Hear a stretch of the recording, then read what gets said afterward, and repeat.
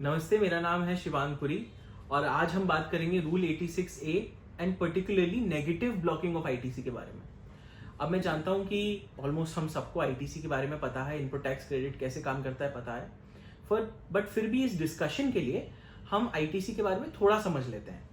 Input tax credit को हम ऐसे समझते हैं कि लेट्स से आपने एक दुकान पे जाके चेयर खरीदी, दुकानदार ने वो चेयर 100 रुपए की आपको बेची, उस पर वो 12 या 28% डिपेंडिंग ऑन क्लासिफिकेशन आपसे टैक्स ले लेगा।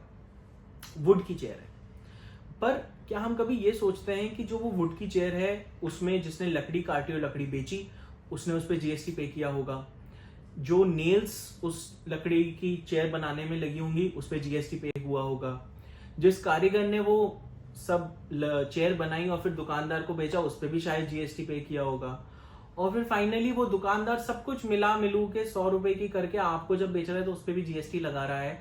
सो बेसिकली एक सिचुएशन ऐसी आ रही है जिसपे आपके पुराने दिए गए टैक्स पे भी टैक्स लगाया जा रहा है, जिसे बोलते हैं टैक्स ऑन टैक्स या बोलते हैं कैस्केडिंग इफेक्ट ऑफ टैक्स।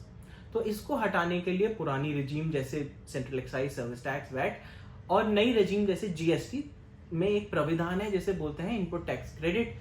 वो कुछ नहीं है, बेसिकली ये कहते हैं कि अगर आपसे पहले जो सेलर है, जो मैन्युफैक्चरर है, जो ट्रेडर है, उसने टैक्स पे किया हुआ है, जीएसटी पे किया हुआ है किसी ट्रांजैक्शन पे, तो जितना अमाउंट उसने टैक्स पे किया है वो हम आपके इलेक्ट्रॉनिक क्रेडिट लेजर में डाल देंगे और उस अमाउंट को आप अपना टैक्स पे करने के लिए यूज कर सकते हैं। तो इतना सिंपल है इनपुट टैक्स क्रेडिट। सेक्शन 16 के अंदर ऑफ सीजीएसटी एक्ट या एसजीएसटी एक्ट कंडीशंस बताई हुई हैं कि कैसे कैसे किस किस केस में आप इनपुट टैक्स क्रेडिट ले सकते हैं।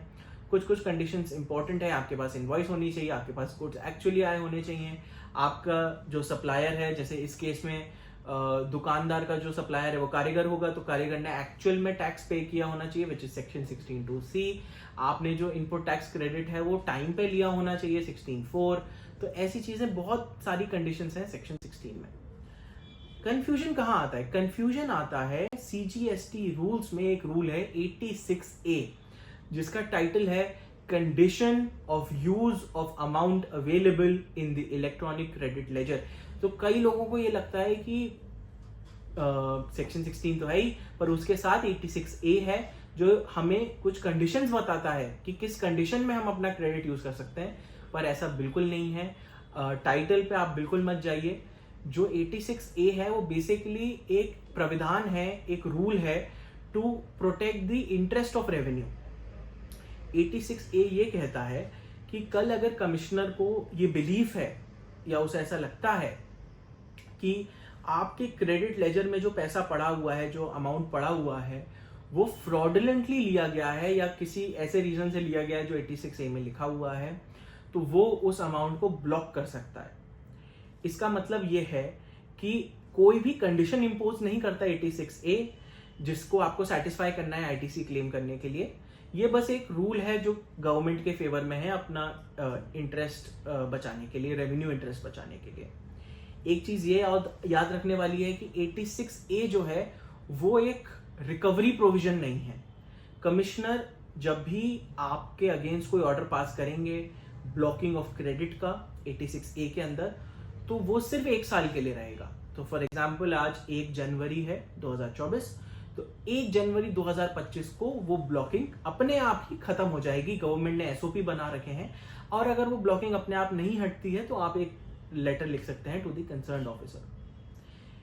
सो अब हम 86A के टेक्स्ट के बारे में बात करते हैं और अपना डिस्कशन चालू करते हैं नेगेटिव ब्लॉकिंग के ऊपर। तो पहले हम ये समझते हैं कि नेगेटिव ब्लॉकिंग क्या होती है। इमेजिन करिए कि आज आपके क्रेडिट लेजर में 1000 रुपए पड़े हुए, पर कमिश्नर को यह लगता है कि नहीं, आपने जो क्रेडिट लिया है वो तो 2000 रुपए का गलत लिया हुआ है। सो कमिश्नर क्या करेगा, जो आजकल कर रहे हैं कई केसेस में, वो आपके क्रेडिट का जो लेजर में जो 1000 पड़ा था वो तो हटा ही देंगे, आपके उसमें एंट्री करेंगे -1000 की। तो आपके क्रेडिट लेजर में जितना पड़ा था उससे ज्यादा का अगर ब्लॉक किया गया तो आपका क्रेडिट लेजर अमाउंट नेगेटिव में चला जाएगा और बहुत सिंपली उसे बोलते हैं नेगेटिव ब्लॉकिंग ऑफ क्रेडिट। अब क्या ये नेगेटिव ब्लॉकिंग करेक्ट है या नहीं, इसको हम रूल 86A से समझेंगे। 86A ये कहता है कि कमिश्नर या कोई भी ऑफिसर जिसे ऑथराइज किया गया है, अगर उसके पास रीजन टू बिलीव है, now this reason to believe हवा में नहीं हो सकता, उसके पीछे कोई अंडरलाइंग एविडेंस, कोई सपोर्टिंग डेटा होना चाहिए। जस्ट बिकॉज कमिश्नर का कोई बिलीफ है और उस बिलीफ के पीछे कोई रीजन नहीं है, कोई एविडेंस नहीं है, कोई डेटा नहीं है, इसका मतलब ये नहीं है कि वो ब्लॉक कर सकता है। Reason to believe should be backed with some corroborating evidence और डेटा। सो अगर उसका कोई रीजन टू बिलीव है कि आपका जो input tax amount available in credit ledger है, सो ये बहुत इंपॉर्टेंट है। जो 86A का क्लॉज 1 है वो ये कहता है available in the electronic credit ledger. So commissioner को लगता है कि आपके अकाउंट में जो पैसा पड़ा हुआ है वो फ्रॉडुलेंट है, गलत है, कुछ रीजंस की वजह से, तो वो उसको ब्लॉक कर सकता है। सो अब हम बात करते हैं कि क्या वो इस अमाउंट के आगे ब्लॉक कर सकता है, क्योंकि जब हम नेगेटिव ब्लॉकिंग कर रहे हैं, जो मैंने आपको एग्जांपल दिया, आपके उसमें तो 1000 ही पड़ा हुआ था, तो वो 2000 कैसे ब्लॉक कर सकता है। सो इसके लिए हमें 2-3 चीजें पहले समझनी पड़ेंगी। पहला तो ये है कि 86A जो है वो एक ड्रैकोनियन पावर है, एक बहुत ही ज्यादा ड्रास्टिक मेजर है। एंड ऑल्सो हमने ये आर्ग्यू किया हुआ है before the Punjab high court and as well as the Himachal high court that ये प्रिंसिपल्स ऑफ नेचुरल जस्टिस को भी वायलेट करता है। 86A जो है कभी भी आपको एक शो कॉज नोटिस नहीं देता, कभी आपको पर्सनल हियरिंग की अपॉर्चुनिटी नहीं देता, सीधे कमिश्नर आपका क्रेडिट ब्लॉक कर सकते हैं, which is a very important right for you. And कई लोगों को ये डाउट रहता है कि इनपुट टैक्स क्रेडिट जो है उसके लिए मेरे क्या राइट्स हैं। इनपुट टैक्स क्रेडिट एक स्टैट्यूटरी राइट है जिसको क्लेम करने की पावर आपको दी गई है बाय द GST एक्ट। पर एक बार आपने उसको वैलिडली क्लेम कर लिया, इसका मतलब यह है कि आपने जो इनपुट टैक्स क्रेडिट लिया है वो करेक्ट है, वो कंप्लीट है इन ऑल रिस्पेक्ट्स, तो फिर वो एक वेस्टेड राइट बन जाता है। इसका मतलब यह है कि जो करेक्ट मैंने ITC लिया हुआ है उसको यूज करने का राइट एक वेस्टेड राइट है, और इसी कॉन्टेक्स्ट में हमें 86A को देखना पड़ेगा। सो जैसे मैं बता रहा था, इसमें कोई भी शो कॉज नोटिस नहीं दिया जाता, मेरे राइट्स ब्रीच किए जाते हैं।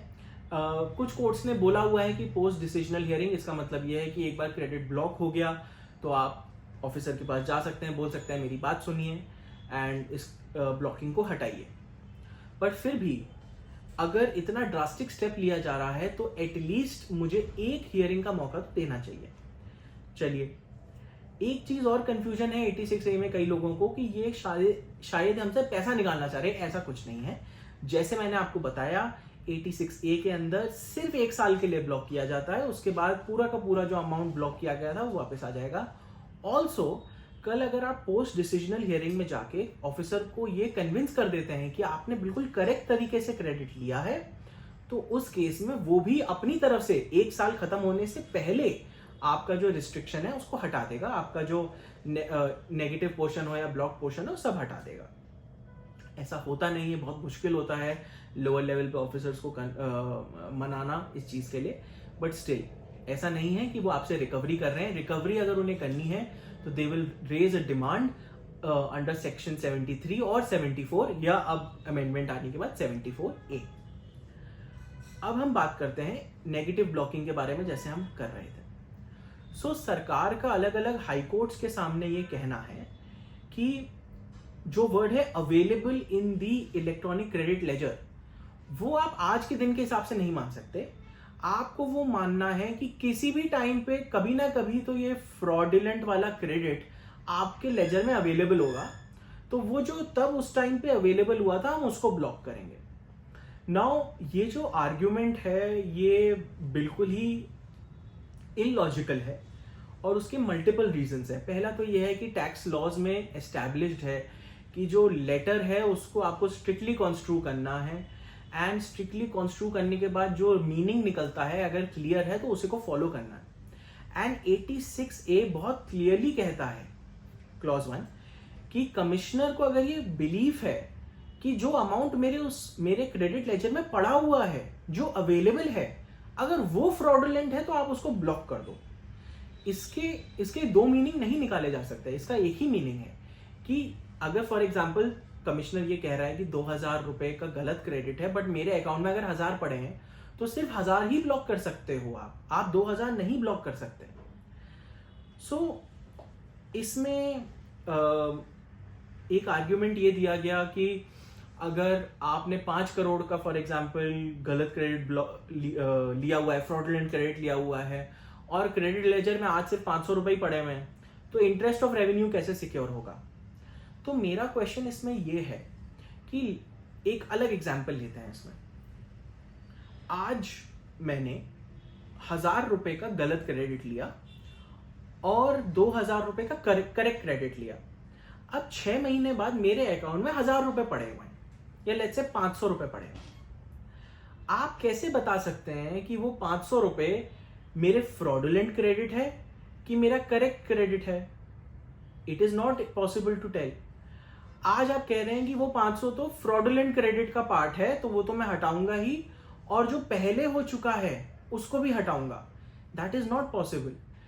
आप अगर if there would have been a way to ascertain की जो रिमेनिंग है वेदर दैट इज फ्रॉडुलेंट और करेक्ट, तो दैट इज फाइन। अगर सरकार ये कह रही है कि किसी भी समय पे वो गलत था तो आज हम हटाएंगे, तो मैं उसका काउंटर आर्ग्यूमेंट कर सकता हूं कि वो जो क्रेडिट है वो तो मैं ऑलरेडी यूटिलाइज कर चुका हूं।